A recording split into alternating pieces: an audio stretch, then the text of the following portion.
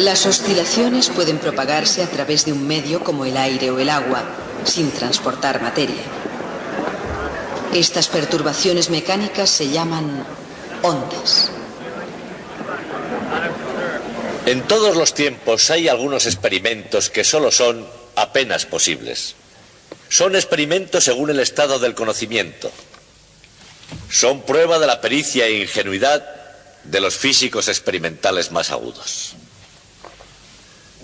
Un ejemplo de nuestro tiempo sería el intento de detectar las ondas de gravedad que nos llegan de estrellas. A finales del siglo XVIII, un experimento según el estado del conocimiento fue el medir la velocidad del sonido. El sonido nos llega normalmente a través del aire. Si no hubiera aire en esta habitación, ustedes no me oirían cuando hablo. Claro que si no hubiera aire aquí tendrían problemas más graves, pero esa es otra historia. El sonido se propaga muy rápidamente, pero su velocidad no es infinita. Podemos decir que tarda algún tiempo, porque podemos oír ecos, por ejemplo, sonidos que se reflejan en paredes alejadas. Y también vemos el relámpago antes de oír el trueno, porque la luz viaja mucho más rápida que el sonido. Hace 300 años, Isaac Newton fue una de las personas que intentó medir la velocidad del sonido. Su medida no crean que fue la mejor de su época. La física experimental es un arte especial, y este no era el punto fuerte de Newton. Pero como él era muy inteligente, resulta interesante ver cómo intentó efectuar esta medición. En el Trinity College, lugar donde vivía y trabajaba, había un largo pasillo donde se producía eco. Y él trató de medir el tiempo que tardaba el sonido en ir y volver por el pasillo. Como instrumento para medir el tiempo utilizó un péndulo simple. Como recordarán, el tiempo que tarda un péndulo en efectuar una oscilación completa depende de su longitud. Él se las arregló para emitir un sonido agudo en el preciso momento en que soltaba el péndulo. Si el péndulo volvía antes que el sonido, es que era demasiado rápido y había que alargarlo. Si el sonido regresaba primero, la oscilación del péndulo era muy lenta y había que acortarlo. Y de esta manera Newton se fue acercando más y más a la cantidad exacta de tiempo que tardaba el sonido en ir y volver por el pasillo, midiendo de esta manera la velocidad del sonido. Hoy me gustaría darles una idea general de lo que es el sonido. El sonido es una onda, una perturbación que se propaga a una velocidad definida, como las ondas de esta máquina. Y una buena manera de comenzar nuestra charla sobre ondas es con estos dos osciladores armónicos que están acoplados entre sí.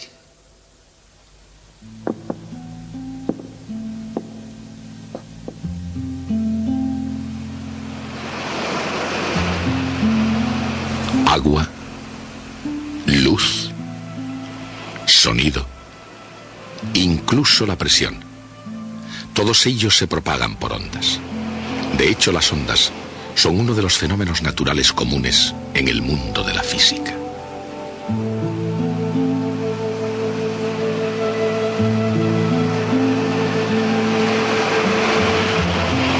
Y la naturaleza no es la única que puede formar ondas.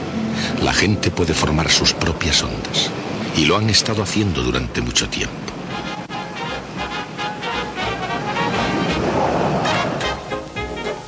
Nueva York, 1926. Una gran bienvenida a Gertrude Ederle, la primera mujer que cruzó a nado el Canal de la Mancha. Pero aquí ocurre algo más que lo que salta a la vista, y es mucho menos lo que salta a la vista de la huésped de honor. Esta es una onda humana de choque, con una onda frontal circular, como los movimientos moleculares de una onda de sonido en un gas. Observen cómo la onda se mueve de una persona a la siguiente, dejando un vacío parcial en su estela. Esta onda frontal, no recurrente, era inofensiva.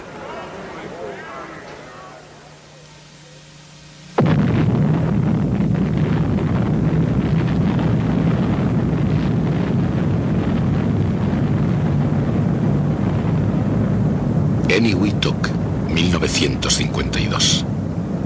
La prueba de la primera bomba de hidrógeno. Todo el mundo siente el calor de la primera onda de choque nuclear durante la Guerra Fría.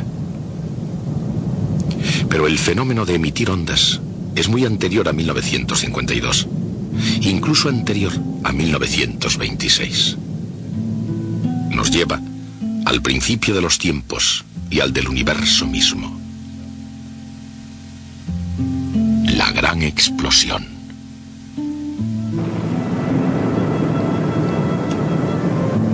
Y desde el mismo principio de todo, una perturbación en un lugar, sea natural o no, inevitablemente causa una reacción en otro lugar. Y así continúa. Una perturbación en el tiempo atmosférico en una región polar causa problemas en el paraíso de una isla tropical.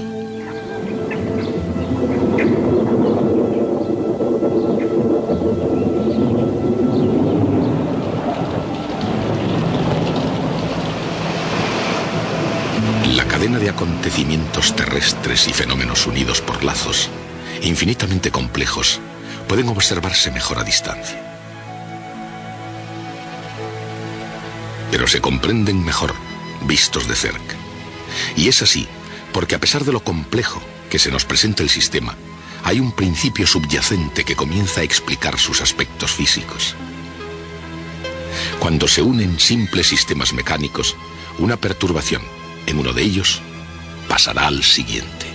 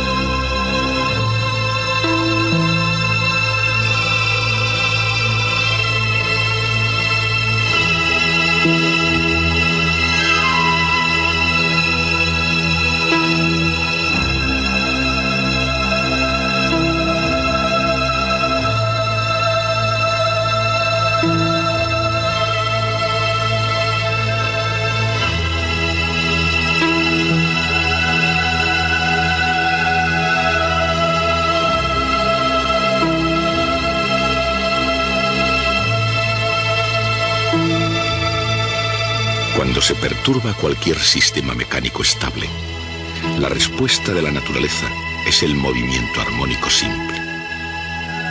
Esto es lo que sucede en el caso de un oscilador simple.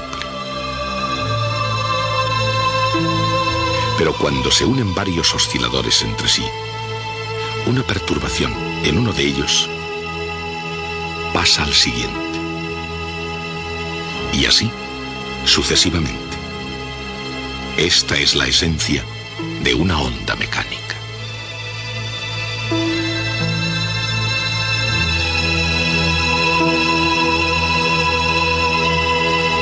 A veces, los osciladores mecánicos individuales son fáciles de percibir.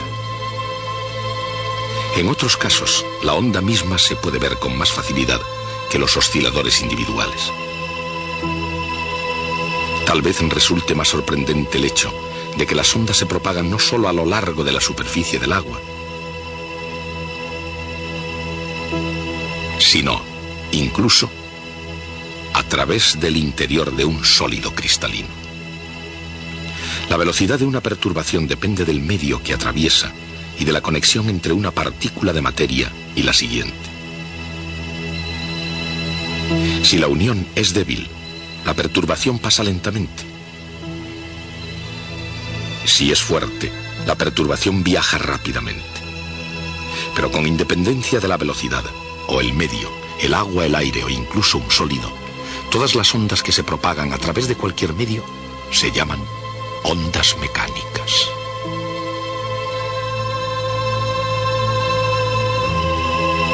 Las ondas mecánicas o impulsos pasan a través del cristal, de un átomo a otro, porque cada átomo está ligado a una posición de equilibrio por fuerzas eléctricas.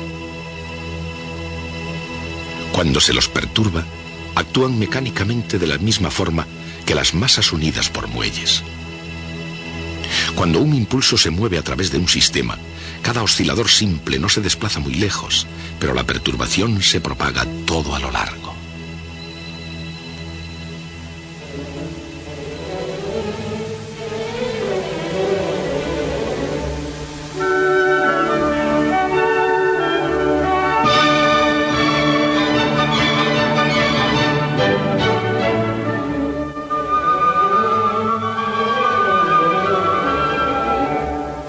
veces las oscilaciones mecánicas pueden ser más conmovedoras que perturbadoras. Pueden ser arte a la vez que ciencia y pueden gozarse como tales.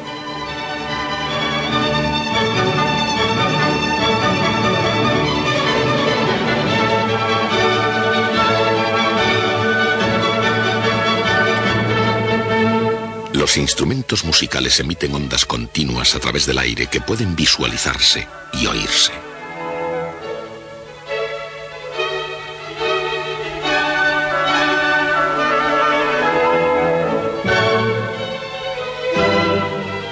Unas masas unidas por muelles pueden no parecer una hermosa música, pero el principio es el mismo, y podemos describirlo utilizando unos pocos términos corrientes. Cada onda tiene una amplitud que es la magnitud de la perturbación y que se mantiene a medida que la onda se propaga.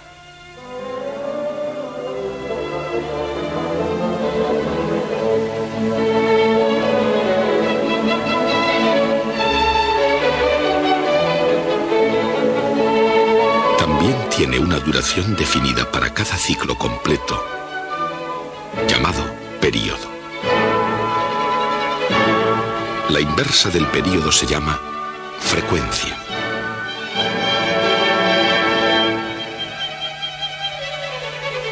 El tono de la música depende de su frecuencia. Cuanto más alta sea la frecuencia, más alto será el tono del sonido. Y el volumen de la música depende de la amplitud, pero sin importar lo altos que sean los sonidos, están siempre en movimiento. E independientemente del tono del volumen, todos los sonidos se propagan por el aire a exactamente la misma velocidad. Si no fuera así, cada oyente oiría una ejecución distinta.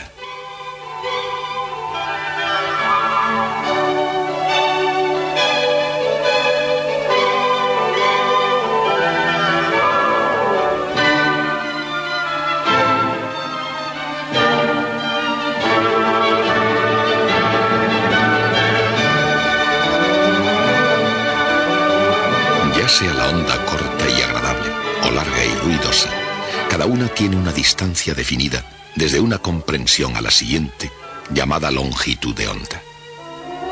La longitud de onda es igual al período multiplicado por la velocidad de la onda. O en otras palabras, la frecuencia multiplicada por la longitud de onda es igual a la velocidad.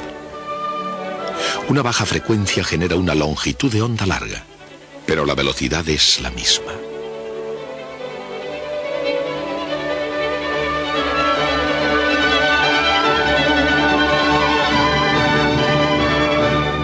La velocidad de las ondas en el aire es siempre la misma, con independencia de la frecuencia de la longitud de onda, e incluso de su amplitud. Pero en este mundo, no todas las ondas se dispersan igual.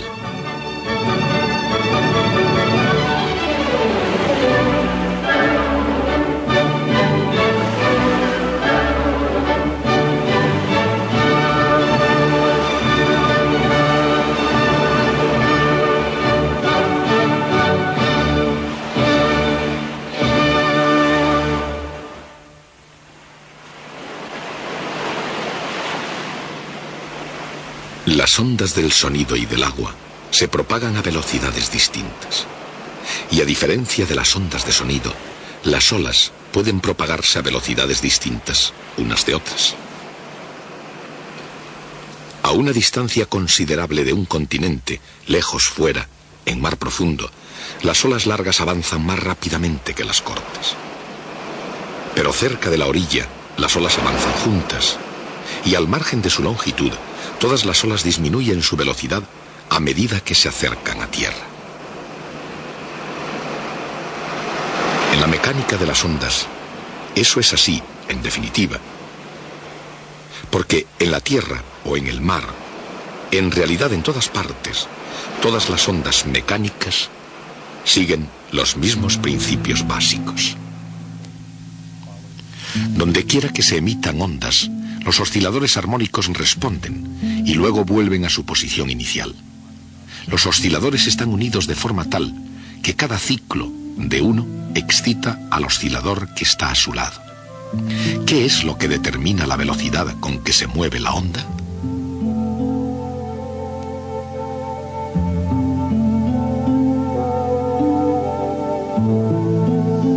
En el caso de masas conectadas por muelles, la velocidad de la onda depende de la rigidez del muelle, de la masa de cada oscilador y de la distancia de equilibrio entre ellas.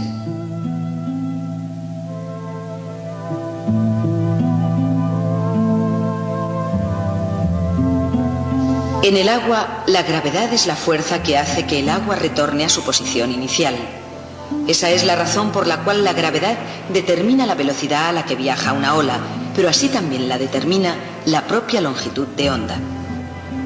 Si la profundidad del agua es mucho mayor que la longitud de onda, su velocidad es aproximadamente igual a la raíz cuadrada de la aceleración de la gravedad g multiplicada por la longitud de onda y dividida por 2pi.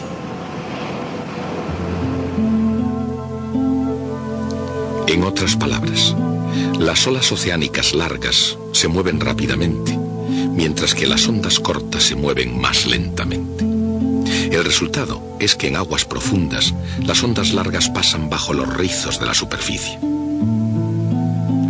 Las olas, ya sean largas o cortas, difieren de las simples ondas mecánicas en otros aspectos. Por ejemplo, las masas y los muelles pueden oscilar a lo largo de la dirección que los conecta. Se llaman ondas longitudinales. Y también se las puede hacer oscilar lateralmente. Estas se llaman ondas transversales. Pero las olas no son ondas longitudinales ni transversales. En vez de ello, cada partícula del agua de la superficie da vueltas alrededor de un pequeño círculo, cada uno de ellos levemente desplazado del siguiente, dando en conjunto la familiar ondulación de la superficie del agua.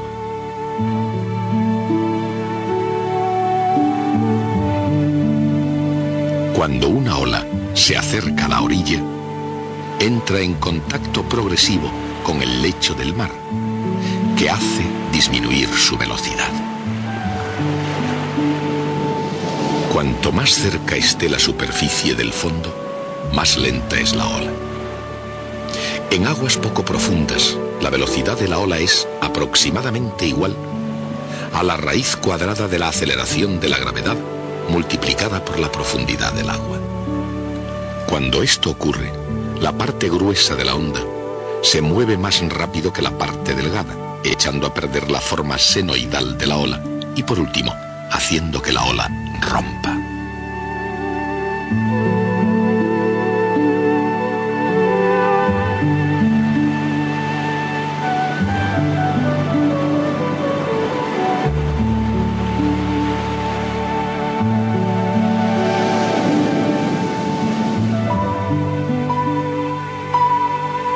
Las ondas sonoras pueden oírse, pero no verse.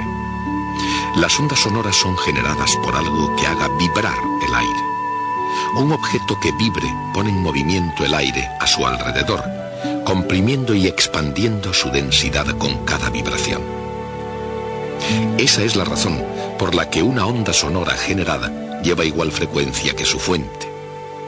La fuerza que dirige a una onda sonora es debida al cambio de presión cuando la densidad del aire crece o decrece.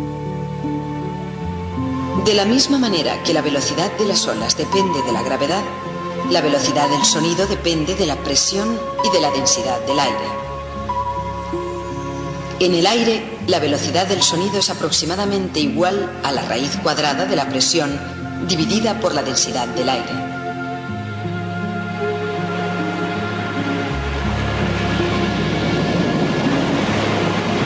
Por todo el mundo, en el lugar más apacible y en el más violento, incontables partículas de materia vibran al unísono. Y de acuerdo con los principios del movimiento armónico, crean el fenómeno de la onda mecánica.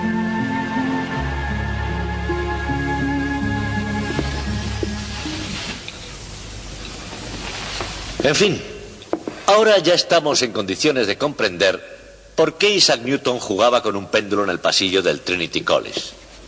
Él había desarrollado su teoría de la velocidad del sonido y determinó que debía ser igual a la raíz cuadrada de la presión atmosférica dividida por la densidad del aire. Y cuando introdujo estos valores para hallar su valor, el resultado fue 979 pies ingleses por segundo. Newton trataba de medir la velocidad para asegurarse de que su teoría era la correcta. Pero esta teoría que hizo Newton no fue la mejor para esa época. La mejor de esa época fue la realizada por William Derham, quien consiguió un resultado de 1142 pies ingleses por segundo. Y en este punto, Newton tuvo que hacer lo que todo científico debe hacer todas las veces. Tuvo que hacer un juicio de valor. Su teoría pronosticaba ese número. El experimento dio esa medida. Y la pregunta ¿es correcta o incorrecta la coincidencia o no coincidencia de estos números? ¿Es satisfactoria o no es satisfactoria?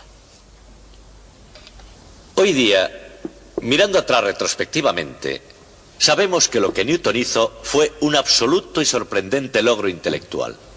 Porque antes de Newton no había nadie que tuviera ni idea de lo que sería la velocidad del sonido. Newton tuvo la idea, la correcta idea de lo que era el sonido, y calculó una velocidad que era correcta con un margen del 20%, con lo cual debía haber quedado satisfecho. Newton reflexionó sobre esta situación y la encontró total y completamente inaceptable. Y esto fue así porque el empuje continuo de la revolución científica desde Copérnico en adelante era arrojar lo mágico y lo oculto fuera de la ciencia.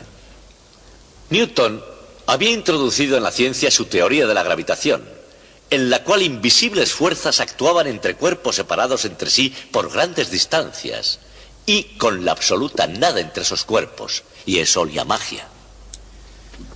La defensa de Newton de su propia teoría de la gravedad era decir que era correcta porque funcionaba bien, es decir, que daba precisas y correctas predicciones numéricas, y eso, dijo, es la verdadera prueba para que en la ciencia sea válida una idea. Pero si la coincidencia precisa es la prueba de la validez de su teoría de la gravitación, también tendría que serlo de su teoría de la velocidad del sonido. Y su resultado estaba equivocado en un 20%. Y Newton se puso a la tarea de hacer correcta su teoría. Lo que él hizo tiene un nombre especial en ciencias, se denomina apaño, y es algo que un científico jamás hace. Este no es un apaño cualquiera, es un apaño hecho por el gran Isaac Newton, en el libro clásico de la ciencia, en el propio Principia. Les voy a contar lo que él hizo, estén atentos. Lo primero que él dijo fue: el sonido se propaga a 979 pies por segundo. No a través del aire, sino a través del espacio entre las moléculas del aire. El sonido en realidad recorre una mayor distancia cada segundo, porque las moléculas mismas están ocupando espacio. ¿Cuánto espacio ocupan las moléculas? Él dijo: sabemos que la densidad del aire es 470 veces menor que la densidad del agua. En otras palabras, si imaginamos un volumen como este, conteniendo aire, dicho aire podría comprimirse en 1 partido 470 de ese volumen, una cosita como esta. Y si hiciésemos eso, la distancia lineal que ocupaba sería 1/9 de la distancia lineal original. La distancia adicional que el sonido recorre en un segundo es 979, que dividido por 9 nos da un suplemento de 108. Si se agrega esta cifra a esa otra, se obtiene 1088 pies por segundo. Un resultado más cercano, pero no bueno aún para Newton. Entonces dice: bueno, el aire es 10% vapor de agua. ¿Que cómo sabe eso? No lo dice. Y por supuesto el agua no participa en este proceso. ¿Por qué no? Él no dice por qué no. Pero dice: cuando dividimos por la raíz cuadrada de la densidad del aire cometimos un error. Debimos dividir por la raíz cuadrada de 9/10 de la densidad del aire, porque la décima parte restante es agua. Luego debemos agregar a esto 1088 dividido por la raíz cuadrada de 0,9, es decir, un 5% adicional, alrededor de 55 pies. Si se añade 55 pies a esta cifra, se obtiene 1143 pies por segundo, que se parecen a los 1142 pies por segundo, y Newton se quedó satisfecho. De esa forma, Sir Isaac Newton hizo que la ciencia y la razón triunfaran sobre lo mágico y lo oculto. Hasta el próximo día. La verdadera razón de la discrepancia entre el cálculo de Newton y la velocidad medida del sonido es que el aire se calienta cuando se le comprime, causando una recuperación ligeramente más rápida que la esperada. El efecto es tan sutil que no sería descubierto hasta un siglo después de la muerte de Newton.